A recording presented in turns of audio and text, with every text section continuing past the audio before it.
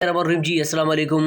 University of Verona में scholarship आ चुके हैं इटली के लिए। सबसे पहले जो मैं आपको बताने की कोशिश करूँगा वो ये है कि आप सबसे पहले आपका जो अपना फ़ील्ड देखें और फ़ील्ड देखने के बाद कुछ इंपॉर्टेंट रिक्वायरमेंट्स हैं उनको आप देखें। उसके बाद आप अपने एप्लीकेशन को सबमिट करें और उसी को प्रोसेस करके आगे ले जाएँ। क्यों? क्योंकि अगर आपका फ़ील्ड नहीं होगा और उसके बाद अगर आपका जो रेलेवेंट फ़ील्ड है उससे रिलेटेड आपके पास डॉक्यूमेंट्स वगैरह नहीं होंगे, जो रिक्वायरमेंट्स नहीं होंगे, तो आपका भी टाइम ज़ाया होगा। नहीं, अगर आप चाहते हैं कि भाई मैं इस वीडियो को देखूँ और इससे मुझे ये अंदाज़ा हो जाए कि जो फ़ॉरेन स्कॉलरशिप्स हैं उन पे अप्लाई कैसे करना है, उनको ढूँढना कैसे है, उसका जो प्रोसेस है वो कैसे है, तो आपको आपके लिए वेलकम है। तो इस वीडियो को आप देखें। तो इस वीडियो के अंदर मैं आपको बताऊँगा सबसे पहले आपके पास जो इंटरनेशनल मास्टर्स की जो डिग्री है उसमें हमारे पास 3000 तक आपके पास जो स्कॉलरशिप्स हैं वो अवेलेबल है डिफरेंट फ़ील्ड्स के लिए। अगर बात की जाए आर्टिफ़िशियल इंटेलिजेंस एआई की, तो हमारे पास इस यूनिवर्सिटी मैं आपको अप्लाई करने का तरीका बता रहा हूँ, उस यूनिवर्सिटी में आपके पास 335 जो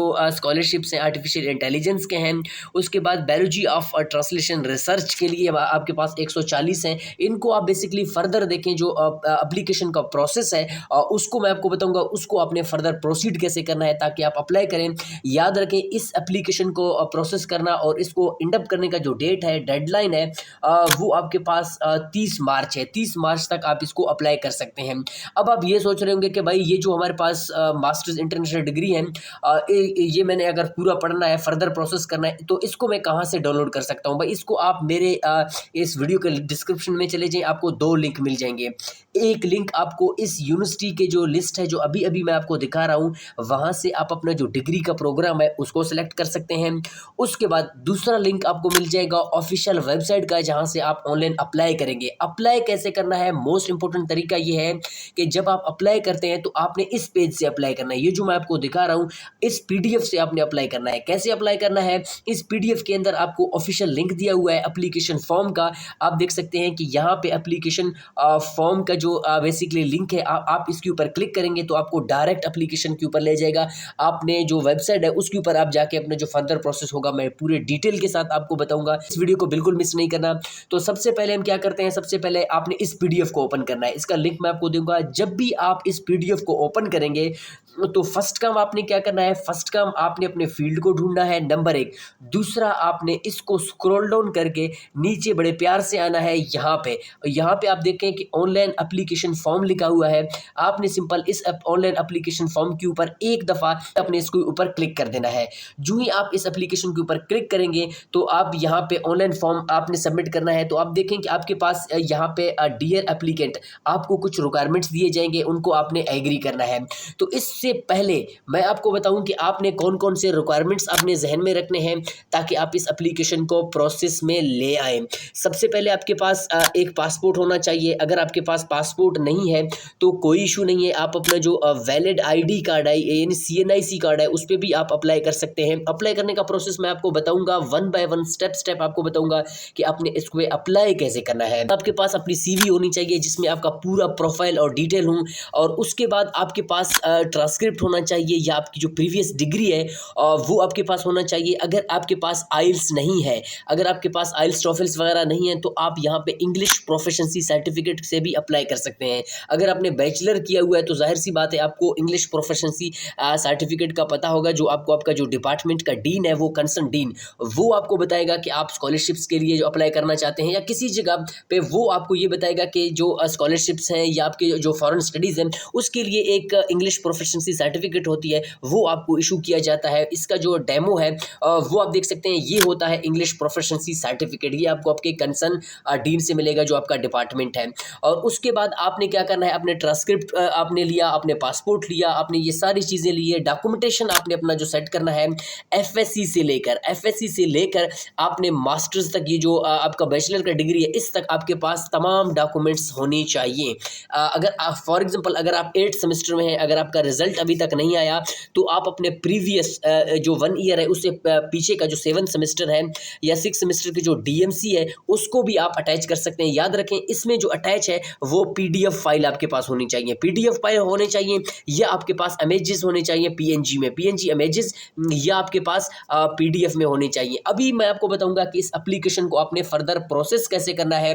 उसके लिए आप क्या करें, यहाँ पे जब आप आएंगे, यहाँ पे तो आपने इसको नीचे स्क्रॉल डाउन करना है, ठीक है। इसको नीचे नीचे स्क्रॉल डाउन करके कुछ भी आपने नहीं करना है। यहाँ पे 2-3 रिक्वायरमेंट है, उनको आप अपने जहन में याद रखें। ये आपके पास एप्लीकेशन का जो फॉर्म है उसका लिंक बेसिकली मैं आपको डिस्क्रिप्शन पे दे दूंगा, वहाँ पे आप जाके इसको इजीली एक्सेस कर सकते हैं। अब यहाँ पे देखें I would like to apply, जब आप इस पेज के ऊपर आएंगे तो नीचे स्क्रॉल डाउन करके आपने इस यहाँ पे आना है, जो मैं यहाँ पे सर्कल भी करके आपको दिखा रहा हूँ, यहाँ पे आपने बेसिकली आना है। तो यहाँ पे आने के बाद सबसे पहला काम आपने क्या करना है, अपना प्रोग्राम सेलेक्ट करना है कि भाई किस प्रोग्राम के लिए आप अप्लाई कर रहे हैं। तो मैं बेसिकली लिंग्विस्टिक्स के लिए अप्लाई कर रहा हूँ, तो मैं लिंग्विस्टिक्स यहाँ पे चूज करूंगा। उसके बाद आपके पास जो कंट्री है, कंट्री कौन सा आप चूज करेंगे, पाकिस्तान है, जाहिर बात है हम पाकिस्तान चूज करेंगे। पाकिस्तान को चूज करने के बाद आपसे ये पूछा जा रहा है इज योर यूनिवर्सिटी ऑफिशियली। अब ये देखें कि आपके पास यहाँ पे आपने हर हाल में यहाँ पे यस लगा देना है। क्यों? क्योंकि पाकिस्तान के जितने भी यूनिवर्सिटीज़ हैं वो HEC से वेरीफाइड है, लिंक्ड है। तो आपने यहाँ क्या करना है, आपने यहाँ पे यस के ऊपर टिक कर देना है।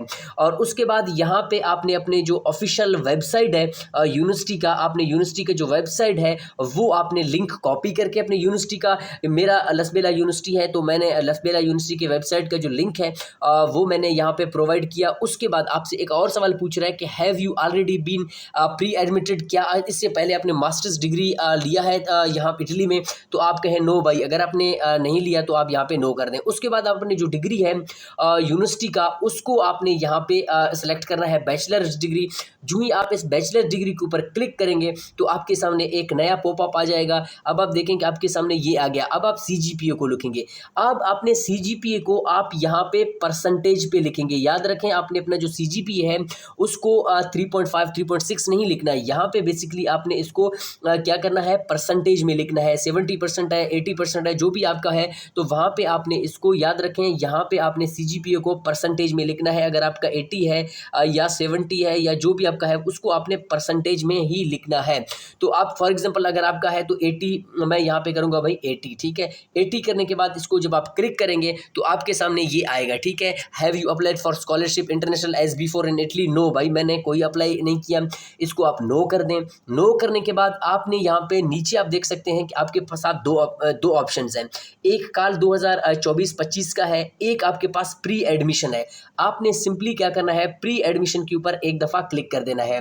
जो ही आप प्री एडमिशन के ऊपर क्लिक करेंगे तो आपके सामने एक नया विंडो आएगा। उसके बाद आपने क्या करना है, उसके बाद आपके पास जो रजिस्ट्रेशन का प्रोसेस है वो आ जाएगा। अब यहाँ पे रजिस्ट्रेशन का प्रोसेस आपने कैसे करना है, यहाँ आपने नीचे आना है, यहाँ पे इसको स्क्रॉल डाउन करके आपने इसको बेसिकली एग्री करना है, ठीक है।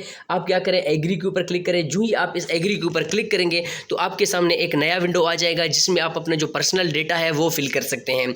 अब पर्सनल डेटा में आपके पास क्या होगा, बड़े ध्यान से और गौर से देखें कि सबसे पहला आपका नाम होगा, जो भी आपका नेम है, फर्स्ट नेम आपने पुट कर देना है, लास्ट नेम पुट कर देना है। उसके बाद जेंडर पुट कर देना है कि आपका बेसिकली जेंडर क्या है। मदर टंग आप यहाँ पे छोड़ दें। क्यों मदर टंग? आप यहाँ पे जब मदर टंग के ऊपर क्लिक करेंगे तो आपके सामने आपका जो मदर टंग है वो जो बलूची है या आपका पश्तो है, जो भी है वो यहाँ पे अवेलेबल नहीं है। इसी वजह से यहाँ पे जो मदर टंग का ऑप्शन है ये आपके पास ये ऑप्शनल है, ठीक है, आप इसको छोड़ सकते हैं। और उसके बाद आपके पास एक्स्ट्रा लैंग्वेज स्किल्स कौन से हैं, एक्स्ट्रा लैंग्वेज आप कितने बोल सकते हैं, 4 है, 5 है, जो भी हैं उसको आप यहाँ पे बेसिकली मेंशन करना है, ठीक है। एक्स्ट्रा लैंग्वेज आपने मेंशन कर देना है। हाई ऑप्शनल, लेकिन आप इसको एज अ मोटिवेशनल इसको यहाँ पे पुट कर सकते हैं। उसके बाद आपने डेट ऑफ बर्थ लिखना है कि जो CNIC के ऊपर वैलिड डेट ऑफ बर्थ है वो लिखना है।